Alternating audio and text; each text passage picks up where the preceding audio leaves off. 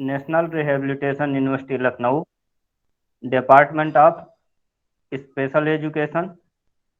Paper code DCP-301 की lecture series में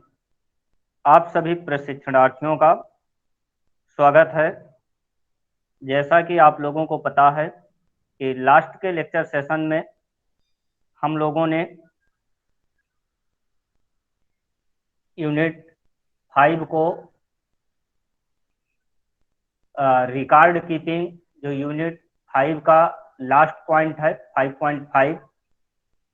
record क्या होता है, तो रिकॉर्ड के बारे में पढ़ रहे थे, समझ रहे थे कि रिकॉर्ड्स क्या होते हैं। तो रिकॉर्ड्स को हमने बताया था कि रिकॉर्ड एक प्रकार से अभिलेख होते हैं। कहीं ना कहीं विद्यालय के अंतर्गत बहुत सारे ऐसे अभिलेख होते हैं जिनको कहीं ना कहीं संचित करके, सुरक्षित करके भविष्य के लिए रखा जाता है, ताकि दोबारा से उससे रिलेटेड अगर कभी हमें कोई इंफॉर्मेशन चाहिए तो ससमय उससे रिलेटेड इंफॉर्मेशन को आसानी से प्राप्त किया जा सके। इसके लिए जो भी दैनिक जीवन से रिलेटेड यानी विद्यालय के अंतर्गत रोजमर्रा के जो भी कार्य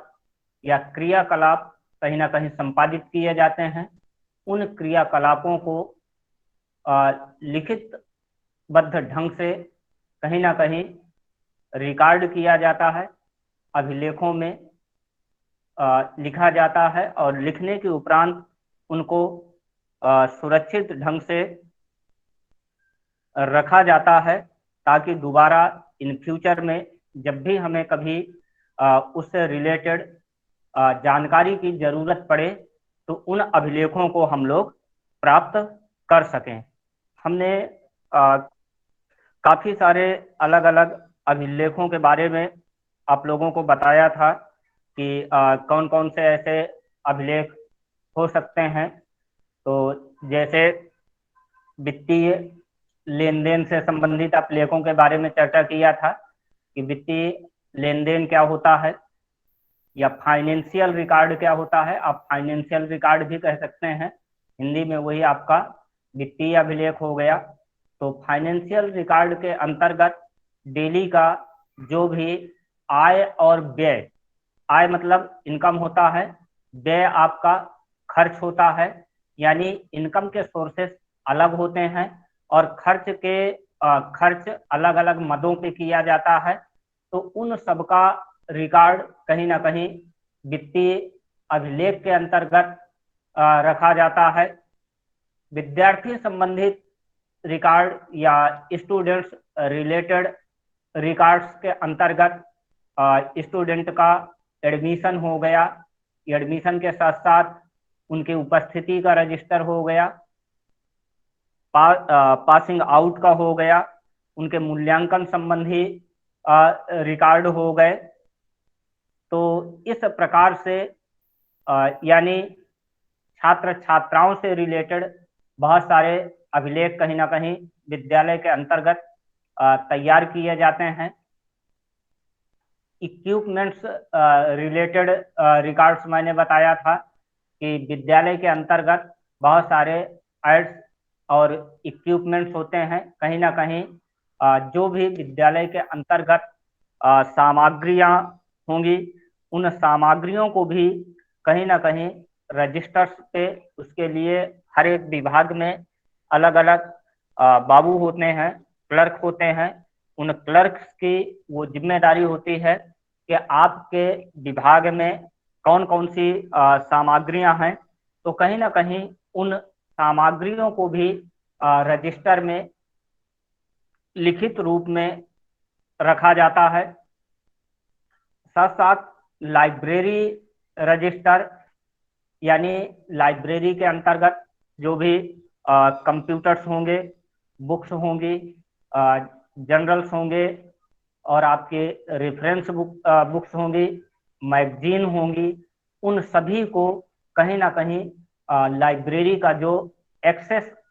रजिस्टर होता है, उस एक्सेस रजिस्टर में उनकी एंट्री की जाती है। और एंट्री के साथ साथ पूरा निर्धारित, बाहर से जब कभी भी कोई इंस्पेक्शन होता है या जांच होती है विद्यालय की, अगर उसमें से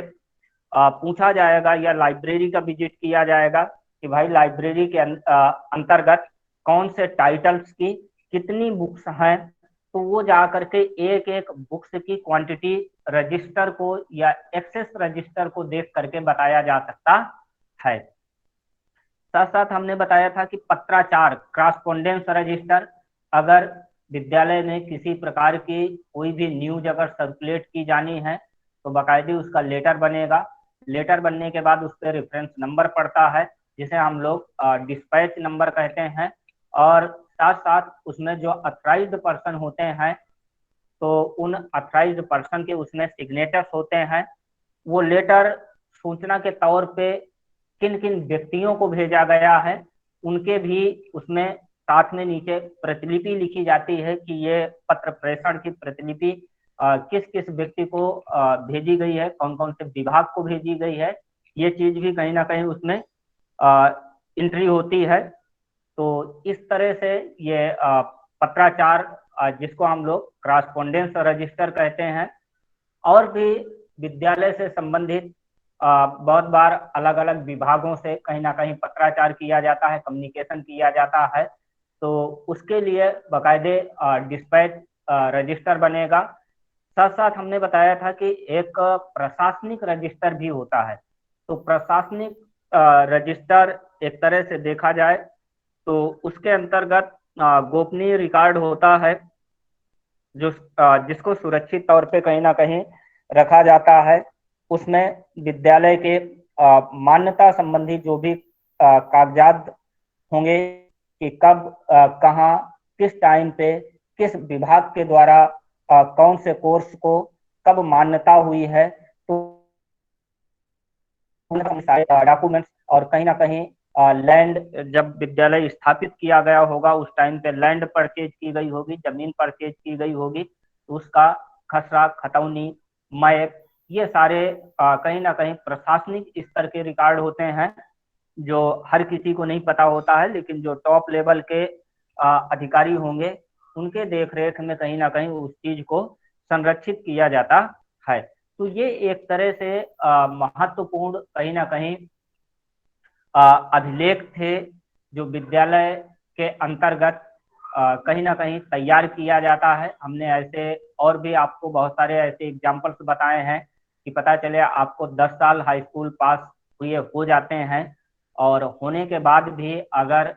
आपको कहीं जरूरत पड़ती है आपको अपने पिछले रिकॉर्ड्स की, और 10 से 15 साल, 20 साल, 25 साल बाद भी अगर आप चाहे वहाँ का पूरा स्टाफ चेंज हो गया हो, लेकिन फिर भी आप अपने से रिलेटेड कभी भी जिस संस्थान से आपने डिग्री, डिप्लोमा या कोई भी कोर्सेस कर रखा है वहां से पास आउट होते हैं, और कभी भी 15-25 साल, 30 साल बाद भी अगर जा करके आप अपने से रिलेटेड रिकॉर्ड वहां पे जा करके मांगते हैं, तो वो रिकॉर्ड आपको मिलेगा। क्योंकि यहाँ पे आपने प्रिपरेशन ऑफ रिकॉर्ड और साथ साथ मेंटेनेंस ऑफ रिकॉर्ड, यानी रिकॉर्ड किस तरह से तैयार करना है और रिकॉर्डों का किस प्रकार से रख रखाव होना चाहिए, ये भी स्किल्स कहीं ना कहीं उस विभाग में